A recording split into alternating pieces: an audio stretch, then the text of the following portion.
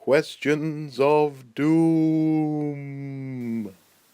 Hello and welcome back to another Questions of Doom. In this series, as ever, I attempt to answer questions that you send my way using the archaeosoup@gmail.com email address, as displayed on the YouTube channel homepage, but also, as you will see at the end of this video.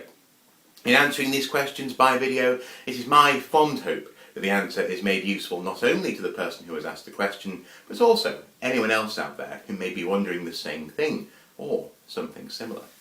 Now, today's question comes from Terry, who would like to know a little bit more about humans, alcohol, and fire. Now, me being me, I actually, as I was researching this question, for some reason inserted a whole extra section because I seem to have a talent for making things harder for myself than they need to be.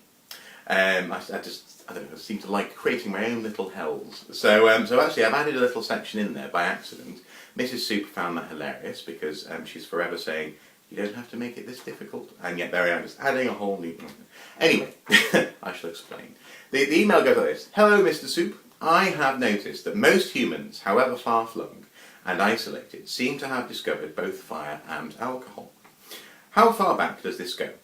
And did other humans, such as Neanderthals, also have them? Now, Terry signs off his name, Terry, and then, actually, I love his signature. It says, only dead fish go with the flow. I'm heading upstream. I like that. Very good.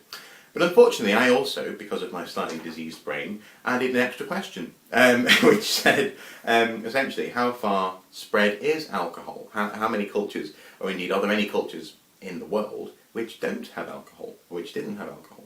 It's worthwhile asking, I guess. So I've sort of tacked that on there, and I'll be looking at that too, just because, obviously, I'm a sadist. No, sadomasochist. Anyway. So the problem is, in that respect, actually, it's hard to say if cultures didn't have something.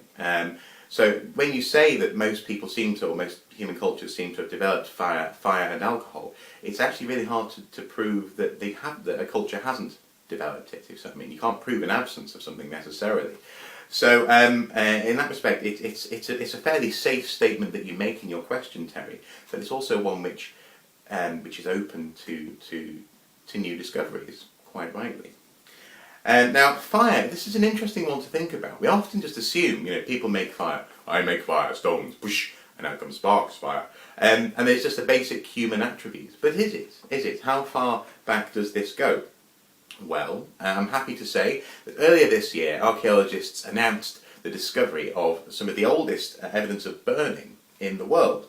In South Africa, it dates to around about 1 million years ago, so given that Homo sapiens are around about 200,000 years old, it's well before our particular species of human, and it shows really that fire is a fairly universal human or homo or indeed pre-homo attribute. And in that respect, you are quite right to assume that most people, therefore, indeed if not everyone, really has had access to fire.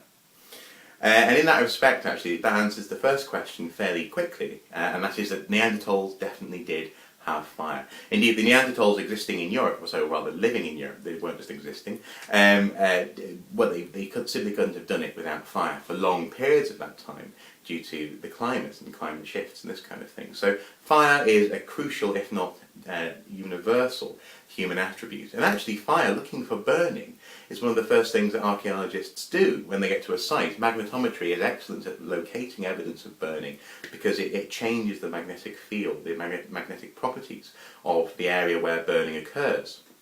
So in some respects, where there's fire, there's people. Not quite as catchy as where there's smoke, there's fire, is it? No, never mind.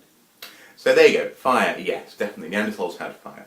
Now when it comes to alcohol, I have actually done a fairly extensive video about the archaeology of alcohol. I shall put the link to that in the underbar just below, and that pretty much traces the history of alcohol and indeed therefore the archaeology of alcohol from some of the oldest to some of the more recent instances of alcohol in archaeology. Incidentally, I'll also put the link to, or one of the links to the news story with regards to the million-year-old fire as well below.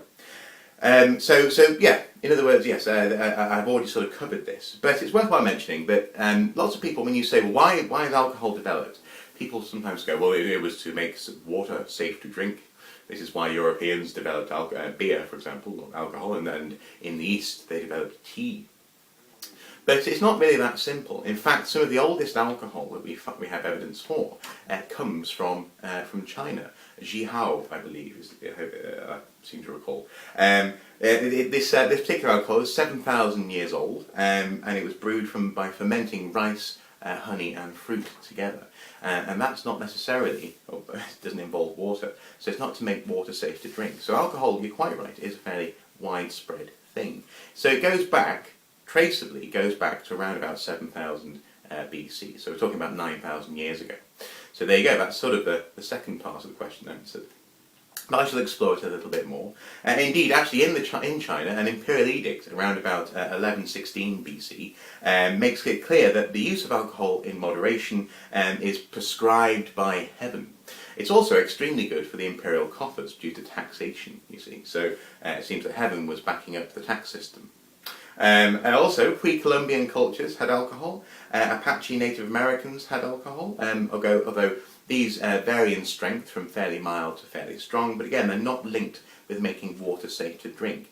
It seems actually rather it is to do with this apparent, fairly human need to seek altered states of mind, and not necessarily just a practical invention. Now, even chimpanzees, it is thought, have been observed allowing fruit to ferment in some capacity, and then drinking the juices from that. So again, it seems that this may not just be Homo sapien, it may be before Homo sapien, it may even be species cousins, this kind of thing, things like chimps and gorillas, maybe even orangutans, would, if they had the capacity, be brewing alcohol. So it's not, again, it's very, very widespread. But one of the questions is, or one of those interesting questions that I've sort of come around to, is with regards to the question of has there ever been anyone who doesn't actually have alcohol? So having looked at your question with regards to how far back does it go, around about 7,000 BC, I then looked at this other question which I imagined was in your email. And so, for example, I looked at some famous tribes. So, for example, the Nuer tribe. I actually can't find any example of the Nuer tribe having traditional alcohol. The Zulu do. They have a traditional beer which is fermented sorghum, but the Nuer don't appear to. No, don't get me wrong, I'm not confusing archaeology with anthropology, but it's an interesting example of a culture that may well actually be alcohol-free. So the assumption that most people have alcohol may be incorrect. Hawaii, I found that Okolehau is an alcoholic spirit, but unfortunately the fermentation process was introduced by European sailors, so that's not actually a native alcohol. So again, you may have an alcohol-free group of people there as well. Also, major Polynesian groups, with the exception of the New Zealand Maori, brew a drink called kava, which isn't alcoholic, but it has similar effects to alcohol. So I don't know, it's interesting. I mean, actually, even the Australian Aborigines, they had a mild alcoholic beverage before Europeans turned up as well. So you're quite right, actually, to say that it seems that most people, however far-flung and isolated in your email, have discovered alcohol. But there may actually be a couple of examples, or a few, where alcohol isn't present. Possibly the Nuer, possibly pre-contact Hawaii. And in this respect, I'd be very interested if any of you guys out there had any other examples of human cultures which don't have alcohol, or rather which don't have an indigenous form of alcohol. I'd be very interested to hear about that. Anyway, I have somewhat gone off topic ever so slightly, but hopefully I have answered your question, Terry. Thank you very much for asking.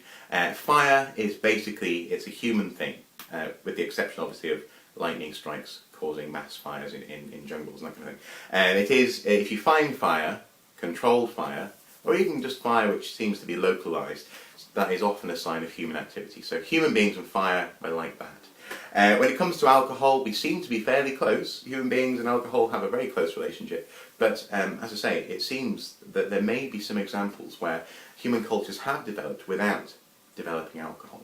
And I'd be very interested to hear if anyone out there knows of any other examples where there isn't necessarily a native alcohol.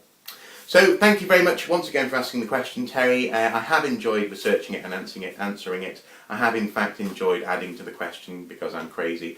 And essentially shall now open up the floor to you guys out there to discuss at your whimsy. So until next time, look after yourselves. Bye bye.